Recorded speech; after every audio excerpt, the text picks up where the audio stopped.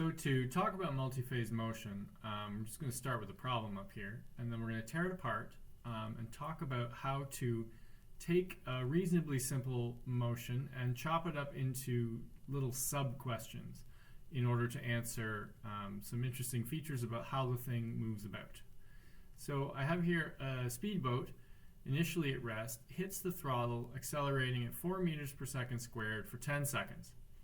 At that point, the driver reverses engines, providing an acceleration of 2 meters per second squared in the opposite direction, ... Okay, so before we start doing any math, I'm going to draw for you our speedboat. So here it is. You can see my years of art school paying off. And there's the engine there. And we better put a driver in there. Okay, so they're in the water, doing their thing. And for some reason, this character hits the throttle and the boat starts to head this way. So it's having a positive acceleration. It's going in that direction. And it says it's at 4 meters per second squared. So I'm just going to call rightward positive. That seems to be the most consistent thing to do. At some point, though, 4 seconds in, that's about here,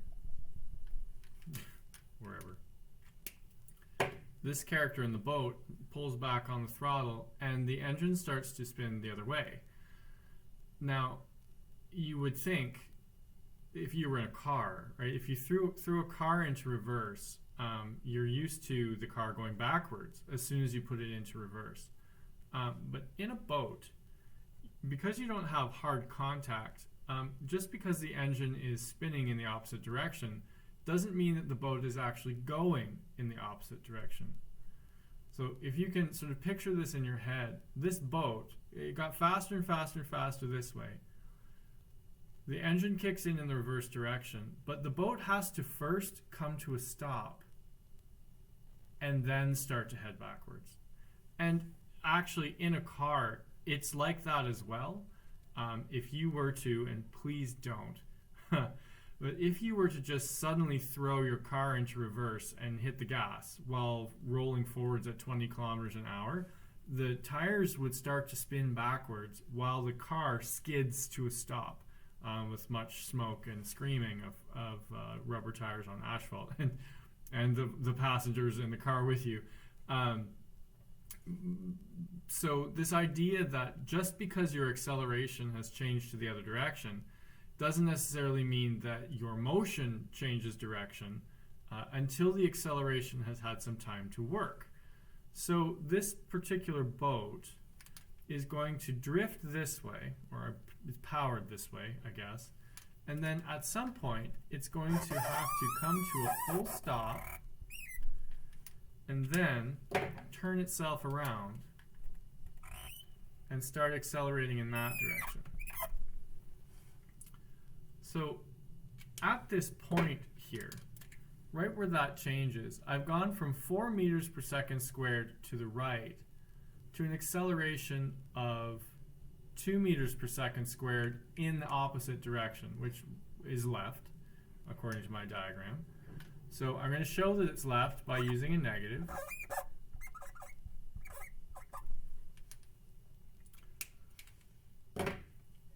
And in this branch here, once we've come to a stop and continue going there, that is still operating under an acceleration of minus 2 meters per second squared. All right, so at this dashed line there, that's where we're going to enter the second phase of our motion. So you can tell when a phase changes because the acceleration goes from one number to the next. And if you look back at the notes for those kinematics equations we've been using, their proper title is the equations for constant acceleration, which means they only work if your acceleration has exactly one value. So when it changes, you have to do the problem under these conditions, stop, and then restart the calculations with your new acceleration value. So we're gonna work that out over here in just a minute. So the first place that a phase change can happen is when the acceleration changes value. Let me just jot that down. Phase, next phase when.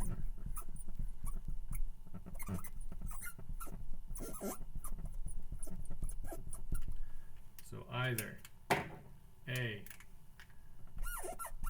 acceleration value changes,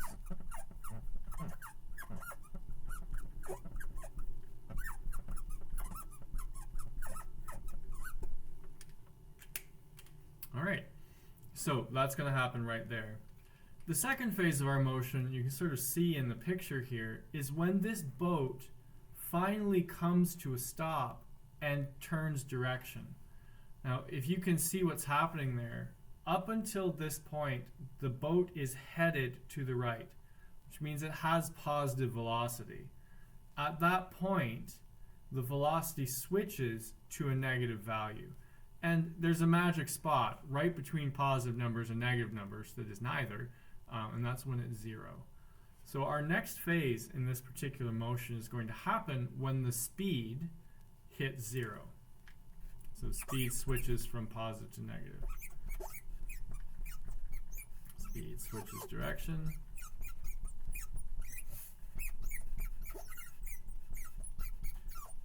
Now, the third place where we're going to introduce a different phase of this motion is when I get back to here. Once I get back to this place, I'm no longer measuring distances to the right of my start point, and I'm starting to measure distances to the left of my start point.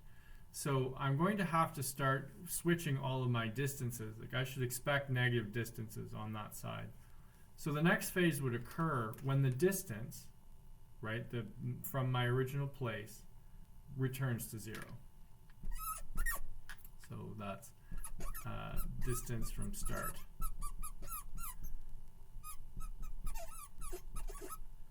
Reaches 0.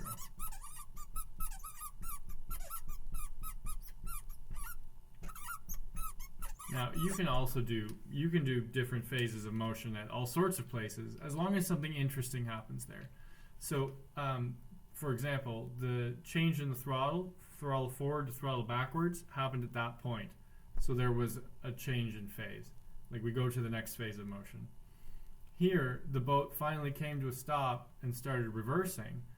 That's this one. So that's a new phase of motion. And then at this point, the boat is back to where it began.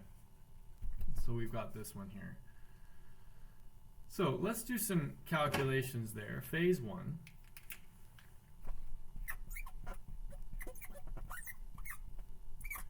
Under phase 1, we have an acceleration of 4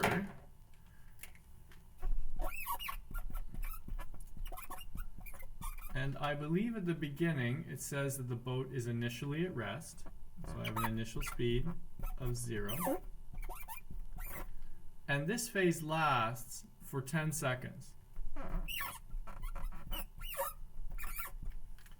So I don't have what's missing there? I don't have a final speed and I don't have a distance. So I don't know how fast the boat's traveling at that point, and I don't know how far ahead it has moved. So we can do some calculations there. To get distance from that mess, I'm going to do distance is VIT plus 1/2 AT squared. So it would be 0 meters per second for 10 seconds. Does it say 10 seconds up there, doesn't it? Yep. Plus 1/2 of 4 times 10 squared. 0 times 10 is gone. Half of 4 is 2. 10 squared is 100. So I end up with 200 meters. Lovely. Next thing I need is final velocity. So to get VF from VI, A, and T, that would be final velocity is minus the initial velocity is acceleration times time. So VF minus 0 equals A times 10. Oh, A is 4. So VF is 40 meters per second, which is very fast for a boat. Let's just roll with it. So I have that information there. So I know everything about this little chunk here, which means I can move on to phase 2. So phase 2 has an acceleration of, we know that, what is it? It's 2 meters per second, but in the opposite direction. And phase 2 ends, well, I mean, that's the only number we have for it, right? But now we're going to think about how the phase starts and how it finishes. It appears to end right there, and that's the point where the speed of the boat in that direction becomes 0 and then flips negative. So I have a final velocity there of 0. Now I need one more number. Because you can't do these without 3 input values. And the trick to this is realizing that the very end of phase 1 happens to coincide with the very beginning of phase 2. So the speed that this boat was going at the end of the forward acceleration phase is going to be the initial speed of my next phase of motion. So initial speed here would be 40 meters per second. And I just grabbed that from the phase before and dropped it in. All right. So if I have a final speed and an initial speed and an acceleration, I still need the distance that's been traveled, and I need the time that it takes. So if I were to do some calculations there, VF squared minus VI squared equals 2AD. So final speed is 0. Initial speed is 40. Acceleration is -2. I'm after the distance. 40 squared is 1,600, and it's minus that, so I have a negative number here.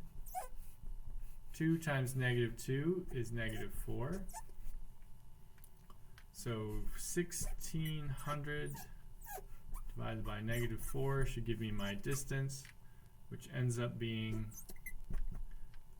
400 meters. Lovely. And the last number I need then is my time. So I can get time from a VF, a VI, and an A from this particular equation. VF minus VI is AT. So my final speed is 0. Minus 40 is -2.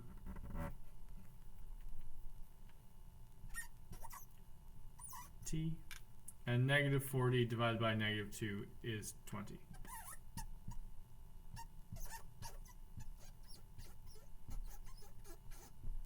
All right, lovely. So what you just discovered there is that if you can combine these two phases of motion, I can figure out how far from the initial point the maximum distance is that this boat travels. So in this particular phase, the boat was able to drive 200 meters.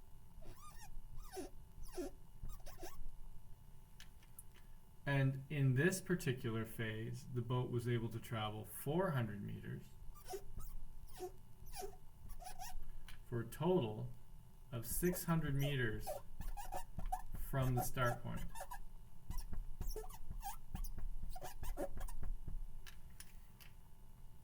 I could also figure out how much time that takes. So in this first phase, we were told it was 10 seconds long, and then we were just sort of left to figure this part out.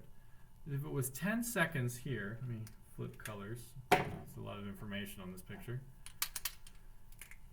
10 seconds here, and 20 seconds here, for a total of 600 meters and 30 seconds. So 10 and 20 is 30. All right. Lovely. So on to phase 3 then.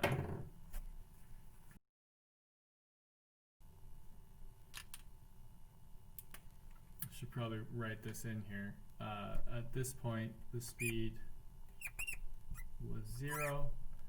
At this point, the speed was 40. At this point, the speed was 0. And I'm going to follow this from my last phase. I want to find out how much time it takes in order to get back to the place where I started from. So if I look at that, I have an initial speed of 0, because the final speed of the last phase is the initial speed of the next phase. So initial speed of 0, an acceleration of -2, and I need another number. So the other number I'm going to use is the fact that I'm trying to get from here the 600 meters back to where I started. So I'm going to use 600 as a distance. So if I can get that written up here for you, phase 3.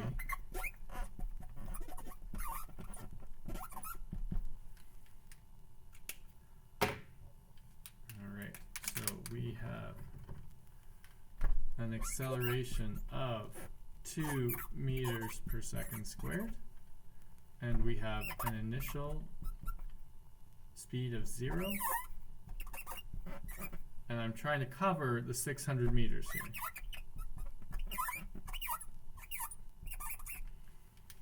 Now, if you want to be absolutely consistent with what we're doing here, if I use this number, -2, it's negative because it's headed to the left. So if I'm trying to get to -2, or if I'm going to use -2 here for that to show that it's to the left, I also have to acknowledge that from my new start point at this phase, I'm heading 600 meters to the left. So I'm going to make that negative.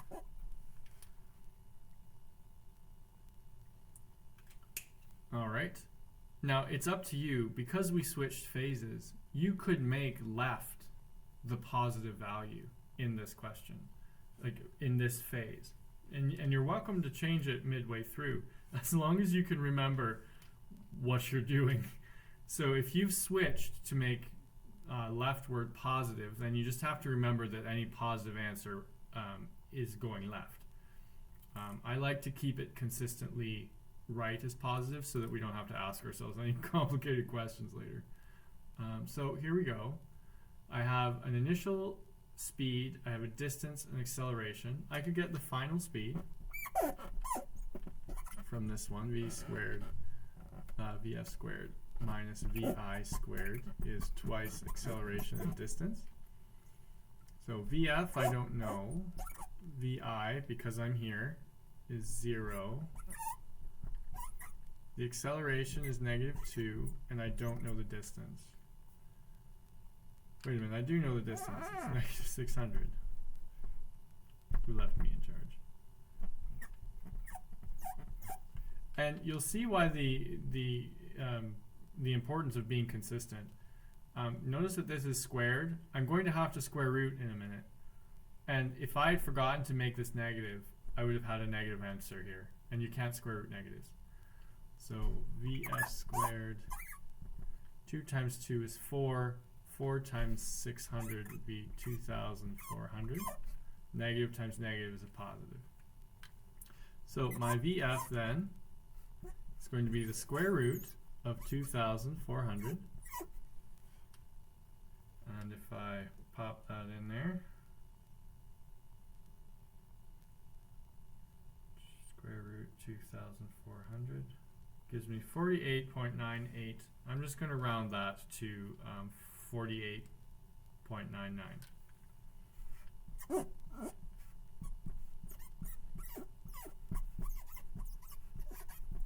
Now, you may have already been screaming at me while I do this, that when you square root something, the anti-function for square is plus or minus square root. So this thing here is plus or minus 48.99 meters per second. Okay. So, which one is it? Positive or negative? Well, I set my acceleration as a negative, as a leftward direction, and my distance as a leftward direction.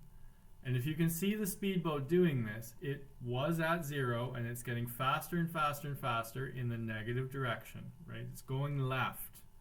So if I use a negative for left here and a negative for left here, and I can agree that the boat will be heading left, I need to choose the negative solution from this. And that's not normal.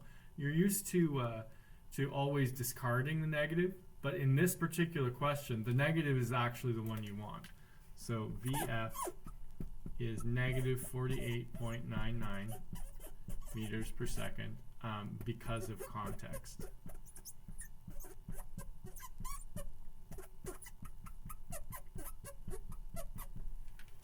All right. Lovely. So what are we missing? We're missing time. So a time question from an acceleration, an initial speed, and a distance, you can do that, but that's the dirty scenario where I end up with quadratic. So you have to use the quadratic formula because the equation that connects this and this and this with time has both a t and a t squared. So that actually might go away because the initial speed is 0. Well, let's try it. So if I'm going to erase this because we've already used it. All right, so distance is VI t plus 1/2 a t squared. I'm going 600 meters to the left, an initial speed of 0 multiplied by the time plus 1/2 acceleration of 2 meters per second squared to the left. There it is. 0 times t is 0, so that term is gone. Half of 2 is negative 1. Negative 600 divided by negative 1 is 600. So I'm going to have to square root this then. T is the square root of 600. So t ends up being square root of 600. 24.49 seconds.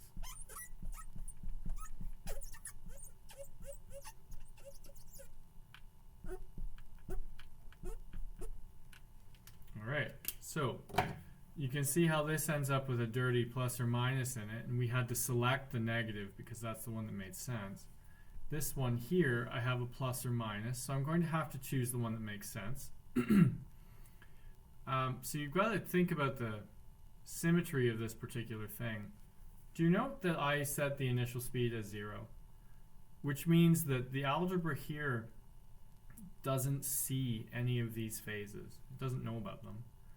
So what it has done then is assume that this is the vertex of a perfectly symmetrical motion. So either 24.49 seconds in the past, you were at this place heading rightward at 48.99, or 24.49 seconds in the future, you'll be heading leftward at 48.99 meters per second. So because I've chosen the negative one here, which is the one heading here, I'm going to end up choosing the positive value for my time. So time is plus 24.49 seconds because of context. All right, lovely. So at the end of all this work, we figured out that this particular speedboat, initially at rest, hitting the throttle, accelerating 4 meters per second for 10 seconds, and then reversing engines, providing acceleration of 2 meters per second in the opposite direction, will end up traveling forwards 600 meters before finally coming to a stop. And from that position, 600 meters from where they started, they start to accelerate in the backwards direction, and they end up reaching that place at some point in time, traveling at this particular speed. So if there's a dock there, they're going to slam into that dock at almost 50 meters per second, which is 160 kilometers an hour or so. So it might be nice to know when that's happening so that we won't be there. So how long does it take in order to get back to that initial spot? Well, phase 1 took 10 seconds, phase 2 took 20 seconds, and phase 3 took 24.49 seconds. So the boater is going to hit this dock at 48.99 meters per second. 10 plus 20 plus 24.49, which is 54.49 seconds after departing on the little misadventure in the first place.